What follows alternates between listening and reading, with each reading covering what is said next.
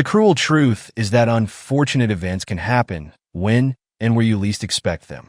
I learned that simple truth the hard way. I thought that Alexander Eriksson, a 43-year-old Scandinavian guy, had a perfect life with two great kids, a beautiful, loving wife, good health, a nice home, a good job, helpful parents, many friends, and an economy on a fair level. I had a rather fair-paid job at the community-owned real estate administration, which meant I was responsible for all the school daycare and old people's home buildings in the town and surrounding villages. Therefore, the shock hit me hard as hell when I found out that something must be wrong in my current relation with my wife, Lisa. My nightmare began on an average Thursday evening when I was cleaning the new hobby room in my basement. I got the hobby room after replacing the oil burner and 3,000-liter oil tank with a simple connection to the municipal central system, which only needed a small box on the wall. I had painted the whole room and laid a new floor. I had packed all the junk in different garbage bags for transport to the recycling station when I needed a small bag for some plastic jars and bottles. I went up to the kitchen and took a grocery bag from the cupboard where we kept used bags. Those plastic bags are perfect for such use, nothing strange with that bag. I had taken and had the usual big colorful logo from the supermarket chain where we did our shopping, but when I laid the first item in it, I noted a receipt on the bottom of the bag. I can't to this very day explain why I took up that receipt, because I never cared what we paid for groceries. However, it was now that everything went wrong because I noted that the receipt was from a supermarket in a town 35 kilometers from our hometown, and my wife Lisa had done the shopping at a date and a time when she ought to have been at work.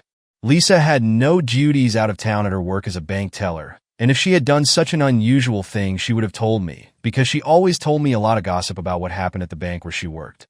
Of course, I could have asked her at once, but I didn't expect to get the truth, so I decided to find out the real truth. In other ways, though, I got a strange feeling that I might not like the answer. Lisa is a gorgeous, tall, blonde, Nordic beauty mother of two children, and she looks much younger than her 39 years. I was a rather average guy when I met Lisa at a dance. I was neither rich nor a famous sports star. Not even a tough guy who had done army service in some special unit. I had seen Lisa before and even danced with her, but I had never before made any serious attempts to get any close relation with her. This evening was different.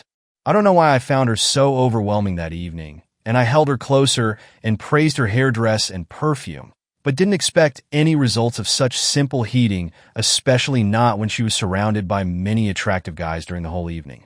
Therefore, I was happy to get a second dance with her, which was a slow tune. I was both surprised and proud when Lisa pulled me tight, whispering in my ear, "Save the last dance for me." Of course, I did it after that memorable last dance. She came with me to my apartment where we, after some tea necking, ended up naked in my bed, and after some further necking, she was ready for the deed. Then she began to cry and said that she was very happy because it was almost a year since any of her lovers had brought her to such heights as I had done. We continued to date, and our intimacy got better every time we did it soon. Both of us were madly in love.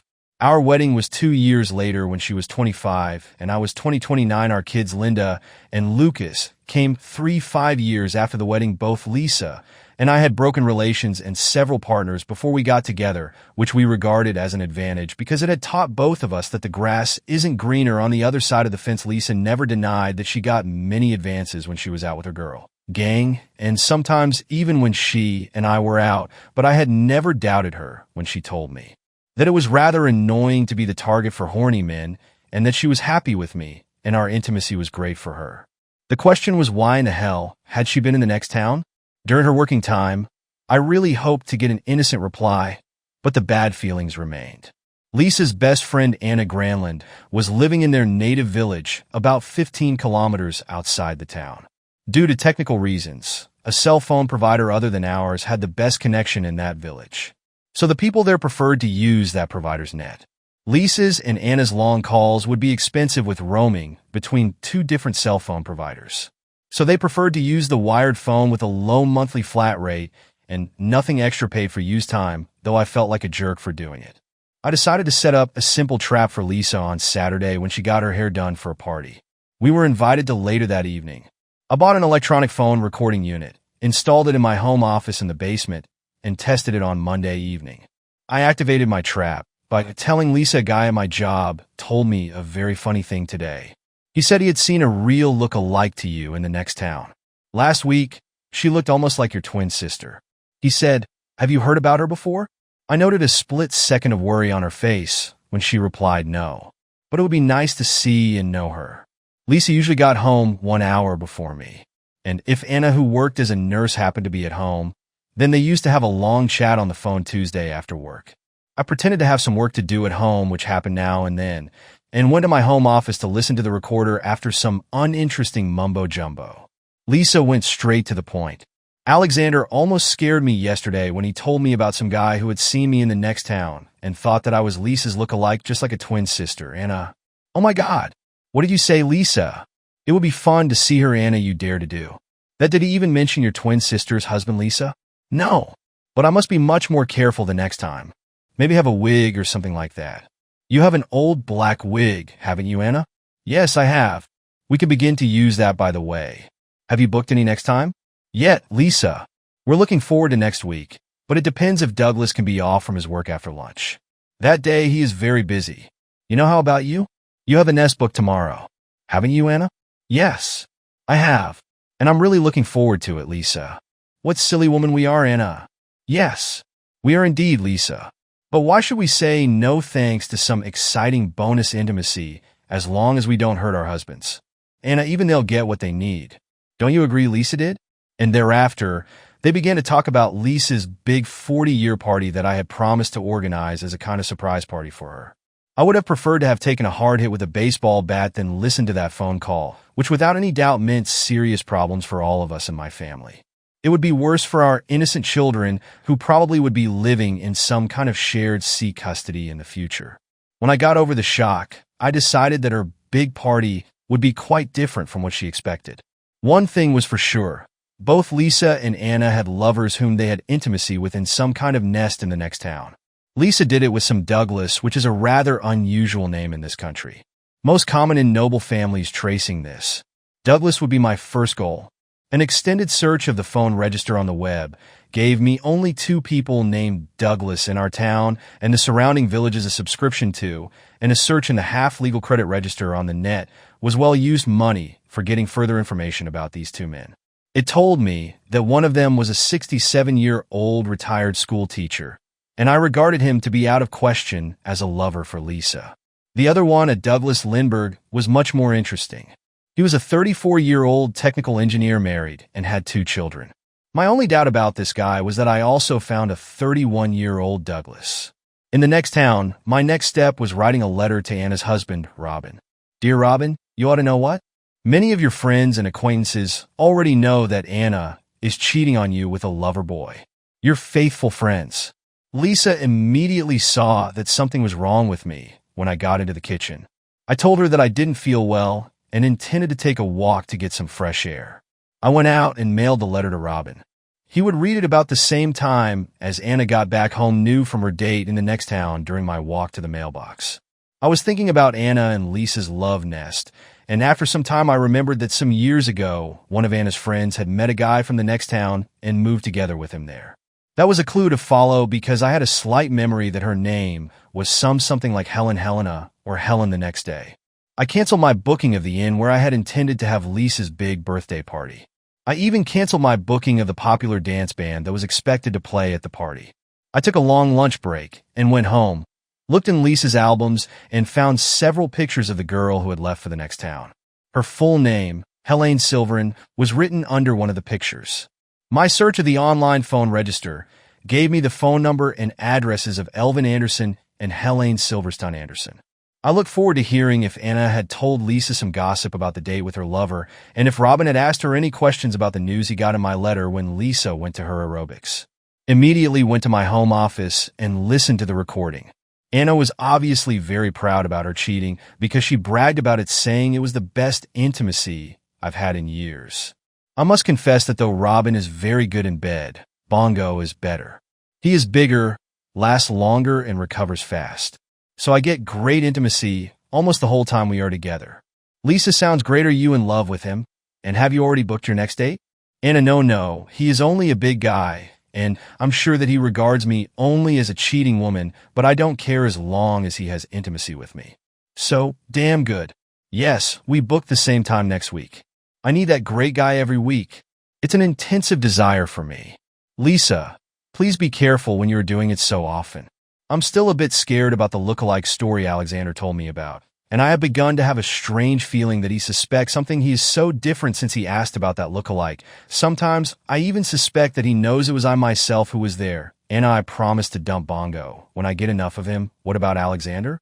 And you, are you two still doing it as usual? Lisa, no. We haven't done it in a long time. Not since before my period. We had no intimacy the last weekend, and I've got a feeling that Alexander was avoiding me. The truth is that I haven't had any intimacy since I did it with Douglas last Tuesday.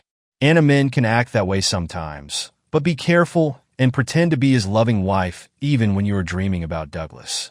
I don't need to pretend I am his loving wife, replied Lisa Anna, but he would kick your back and call you a cheating woman if he knew what you do with Douglas. Lisa. He will never know because he is sure that I'm a faithful, loving wife. Both of them laughed at that comment, which I didn't find funny at all. There was no more about their cheating in that chat. Robin had obviously not taken any immediate action after reading my letter. I wrote a new letter to him. Dear friend, it is my duty to tell you that Frederick Bongo Anderson is bragging that your wife Anna is the best woman he ever had on the side. He did it again yesterday. I used a different envelope this time and told my children that I had to buy a magazine. I went out, mailed the letter to his job, bought my magazine, and was back home before Lisa later that evening. When Lisa was sitting in the living room, I asked her, I've been thinking about your look-alike and have plans for her. Do you have any connections with that Helen? Something who moved to the next town some years ago. Lisa looked scared for a second before she replied, no, not at all. I haven't seen her in years. I don't even know her married name. What do you want with Helen? If she lives in the same town as look-alike, she ought to have seen her and probably even knows her. Why is your big interest in that look-alike? Am I not enough for you? Do you want two of us? She replied, just wait and see. It'll be a surprise. I replied nothing more was said about it that evening. I gave a silent prayer that Lisa would use our wired phone when she called Helen the next day and that Robin would ask Anna some questions the next day. Should be interesting.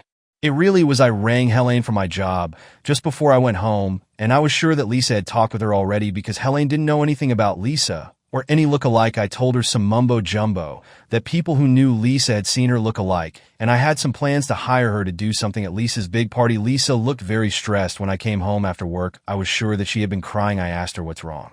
Are you or any of our children ill or hurt? After some hesitation, Lisa replied, no, nothing wrong with me. But I feel so sorry for Anna because Robin was taken to the police station.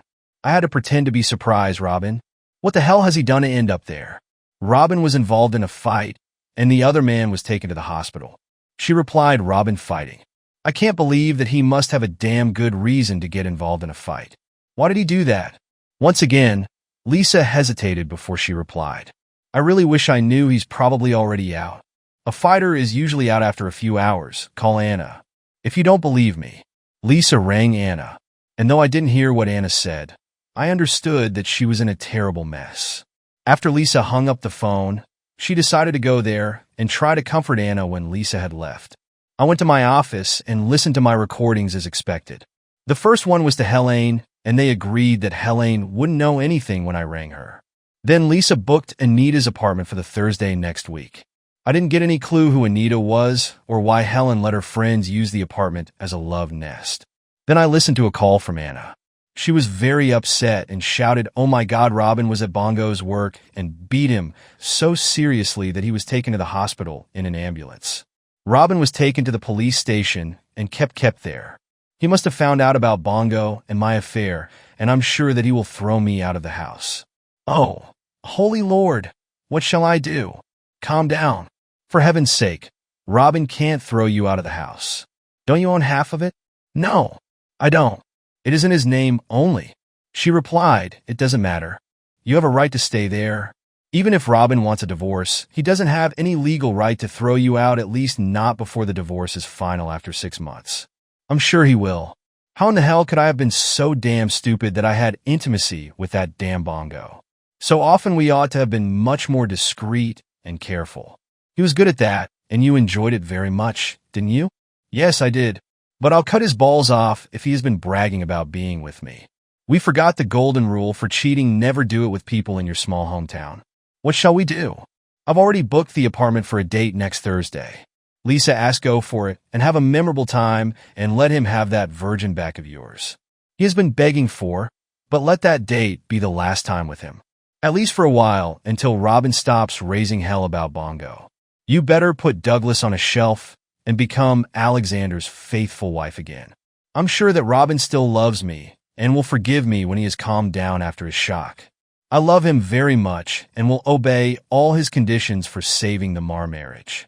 Bongo was a good guy, but I would never want to live together with him. The last call from Anna before Lisa went to see her didn't give much new information.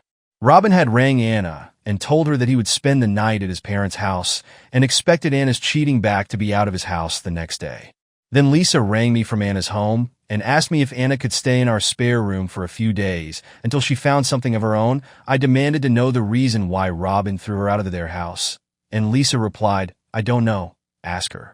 For heaven's sake, Anna doesn't want to tell me, she replied. In that case, she can stay where she is. Do you refuse to help my best friend when she is in trouble? She asked. I do. I replied, wait a minute. I'll ask her again. She replied. Lisa came back after a minute of silence and said Robin found out that Anna had an affair and cheated on him. I replied, what a shameless woman. My answer is still no. I will never accept any cheating woman in my home. Never in hell. Lisa got angry and shouted, it's my home too. And if Anna has to go to a hotel, then I'm going with her. It is up to you. I replied, you don't care if I do that? She asked, not in this case. I hate cheating women, and I will never help a damn cheating woman who has cheated on her husband, period. Lisa hung up the phone. That call must have given her a bad feeling about what would happen to her if or when I found out about her own cheating. However, she was back at home 2 hours later and went to bed with some angry comments to me. I didn't care. The next day was Friday, and after work, Lisa told me that she would spend the evening out with Anna, who was now living in her retired parents' small 2-room apartment. I told her today I heard a funny story about some Douglas Lindbergh. Have you heard about him?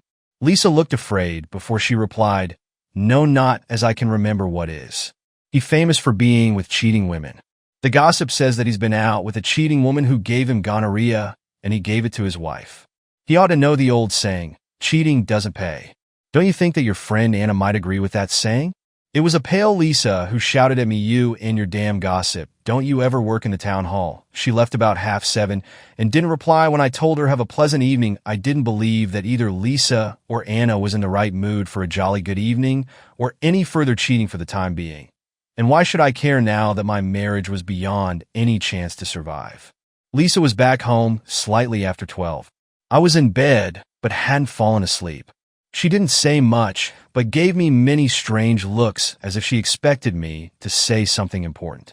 She had obviously been in some kind of connection with Douglas during the evening, and as expected, he must have denied everything I had accused him of. It was just after my whole family had finished our breakfast on Saturday morning when the phone rang. I took it and got a real surprise because the caller introduced himself as Douglas Lindbergh and asked me, are you Alexander Erickson?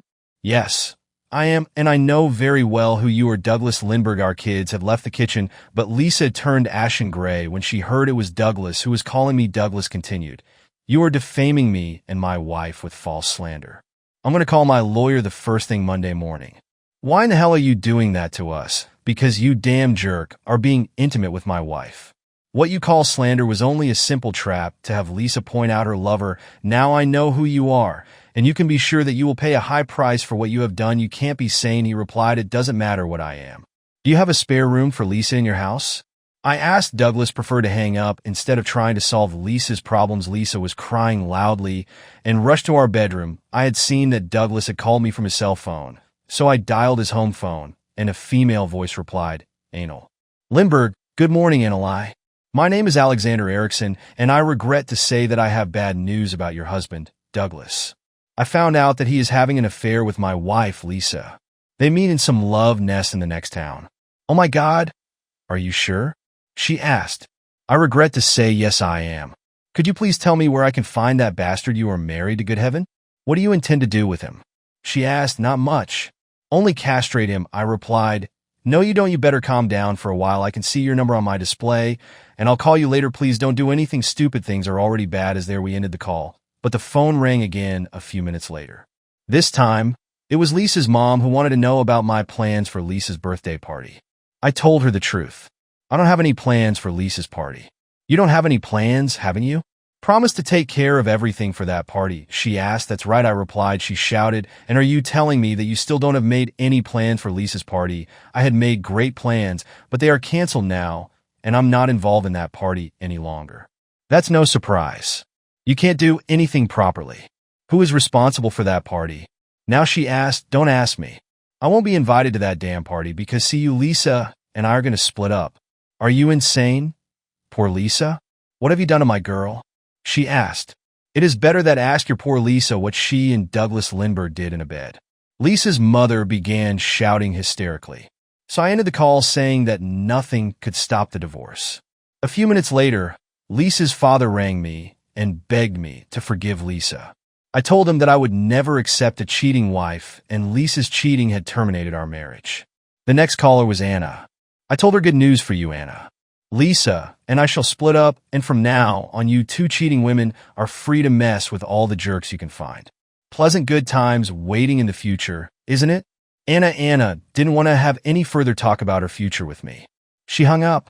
Lisa came out of the bedroom and asked me to take the kids out for lunch in town, which I accepted. Then she asked, how long have you known, since I found a receipt from a next town supermarket in a shopping bag, and I noted that you had taken time off from your job to go there.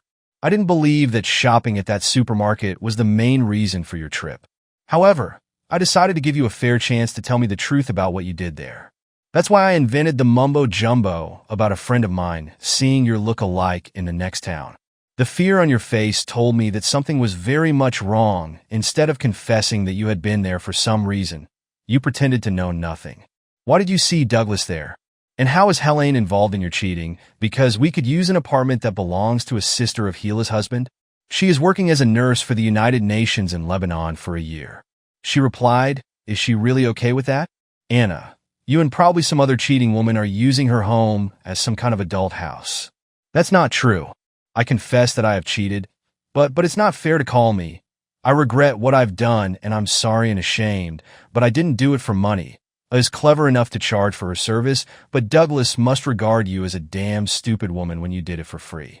How many times did you see that Douglas there, and how many other men before him? I noted a slight hesitation before Lisa replied. Douglas is my first and only fling, and I met him only once. That's all I knew. She lied about seeing Douglas more than once, so I replied, maybe not much in your opinion, but enough to terminate marriages. Have Douglas and you book more dates, and have you planned to leave me and marry Douglas? More lies from Lisa? No, of course not. It was only a one-time fling, and we didn't talk about any future together. I don't love him. He was only a one-time experience. And to be honest, he wasn't better than you anyway. He was different, but not better. Intimacy with you is much better because I love you. You lied straight to my face when I asked you about Helen, and she pretended that she had never heard about you when I called, or guess what I had seen in your girl party album before I asked you about Helen, and I rang her to ask about you. Isn't it funny that both she and you forgot that she was here at your party in this house less than 6 months ago? Oh my God, what have I done? How could I have been so damn stupid? She replied, even I might be stupid, but not stupid enough to accept such crap without finding the reason for why you did it. I was sure that you cheated me, but didn't know with whom. Not until I got a letter with a scent of perfume in which I was told to look for a guy named Douglas who obviously was allowed to get into your pants. I didn't know any Douglas, so I once again triggered a simple trap with a lie about his area. You got worried and called him yesterday evening, which made him mad enough to call me and introduce himself. The letter was a lie because I couldn't mention the phone tapping. If both Robin and I had got letters, then perhaps Lisa would think Helen or someone else who knew about her cheating was the sender. Lisa began to sob and asked, is there any chance for us to get past this horror? Please don't ask me such questions. This horrible day our problems are already out in public. I've talked with your parents, with Douglas's wife, and with Annalisa was ashen gray and sobbed, oh my God. Then I asked her, am I really so damn bad that you felt it necessary to sneak away for short times with a jerk like this? Mary Douglas, is the family life in this house such a lousy living that it is not worth caring about? She didn't reply because the kids came in for lunch, and I took them with me to a restaurant they liked back home again. I told Lisa to move her things to the guest room in my home office. I checked the phone recorder. The only call was from her mother, who was more worried about the canceled big birthday party than about Lisa's marriage problems. Then I rang Haley and told her that Lisa had confessed everything and had accused her of renting out her husband's sister's apartment for prostitution. I told her that it was against the law and that I intended to send information to the real estate company which owns that house, because in such case, they would have the legal right to cancel the renting contract. I asked if her husband and his sister knew about her business. Of course, it was a nasty bluff call and nothing would happen to the apartment, but I was sure that Helene didn't sleep very well for a while. Anna's husband, Robin, was the next on my list. I rang him, and we exchanged some information. He told me that Anna had confessed that she had intimacy with Bongo 5 times, but Lisa had only done it 3 times. Bongo's wife had decided to go for divorce, and even Robin had found divorce to be the only available solution. I told him that even I was for it. Lisa packed an overnight bag and said that she would spend the rest of the weekend at her parents' house and comfort Anna, who was in a terrible mess. I didn't care what she did. Anna Lindbergh rang me on Sunday morning and told me that she and Douglas had a serious talk about their future. Anna had found out that Lisa wasn't his only cheating, which had made her decide to divorce him. After she told him her decision, he acted like a lunatic and destroyed an almost new 50-inch flat HD TV and some furniture. She said that by doing that, Douglas burned all his bridges, so it now was impossible to forgive him. Douglas had packed a suitcase and left the house. She didn't know where he was for the time being. I told her that I was also going for divorce and that Anna's husband Robin and Bongo's wife would do the same. Lisa didn't come home until Monday morning, just before she went to her job. One of the girls at my job had a sister working at the same bank as Lisa. Therefore, I got to know that Anna had gone to the bank as soon as it opened on Monday morning and had thrown eggs at Lisa and screamed loudly that she was a damn jerk who had messed with her husband. It was a real scandal, and rather soon, with the usual gossip magnification, it was well known in town. Lisa went home immediately afterward and took the week off, which she spent at her parents' house. I was there on Tuesday with the divorce papers. Though I saw Lisa in the window, it was her mother who opened the door and accused me of being a damn old-fashioned Puritan who couldn't forgive his pretty, loving wife for a small mistake. I replied Lisa's and Anna's minor mistake caused broken homes for 9 children and 8 adults.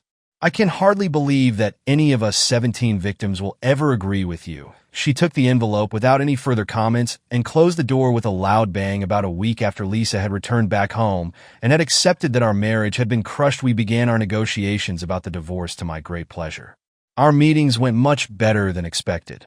We were able to talk without cursing, screaming, or shouting. I accepted that she bought my half of the house so the children could have their base in the old home and visit me as often as they wanted. Lisa's parents sold their house and moved to an apartment as Lisa was their only child. They gave the money she needed to buy my part of the house, the furniture, and almost everything else in our home. I found a nice apartment in acceptable distance from the old home, so it would be easy for the children to come to my place. Douglas refused to have any connection with Lisa after they got caught, which made her completely mad when they met. One evening at a bar, one of the women in Lisa's girl gang told me later how Lisa had bragged that it would be easy for a nice woman like her to find a new man much better than me, but real life in a small town can be quite different because almost all those good men were already taken and her reputation as a dumb cheating woman cooled off some attractive singles. Of course, they didn't say no thanks to one night now and then, but that wasn't what Lisa wanted. Of course, an attractive woman like Lisa will sooner or later find a man on a social level that she can accept, but it must have been a surprise for her that there was not a line of attractive men waiting for her. Lisa and Anna's friendship ended after a quarrel about a man they both had wanted. Anna had won, and Lisa had turned into a bad loser, accusing Anna of being a damn cheating woman who had caused her bad luck by persuading her to begin cheating and lose her loving husband Anna. Got Furious rang me and told the whole story about how they met Bongo and Douglas during one of their girl nights out. She even told me that before the affair with Douglas, Lisa and she had a one-night three-way with one of the doctors at her job, and that had happened in my bed when I was away at a conference. After a short time, Anna left town for a job at the bigger county capital hospital, where she rather soon was dating a doctor. Even Douglas had found greener grass plus a new job and left the town I used to help his ex-wife, Anna, with some matters in her house, but only as a friend. The big party I had planned for Lisa's birthday was reduced to a family affair with our children. Lisa, her parents, and two cousins with spouses and children. I had better luck than Lisa at finding a spouse because I met a handsome female 42-year-old lawyer on a dating site. She had dumped her cheating husband, and at first we only shared our experiences of cheating spouses, but rather soon we agreed to meet in real life and found out that we had good times together, and now we have begun talking seriously about a future together. An old lawyer in my hometown is planning to retire, and my lawyer girlfriend has decided to buy his firm.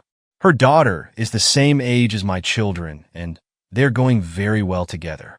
And so we've reached the end of today's story. Was it what you expected, or did it take a twist you didn't see coming? I'm curious to hear your thoughts.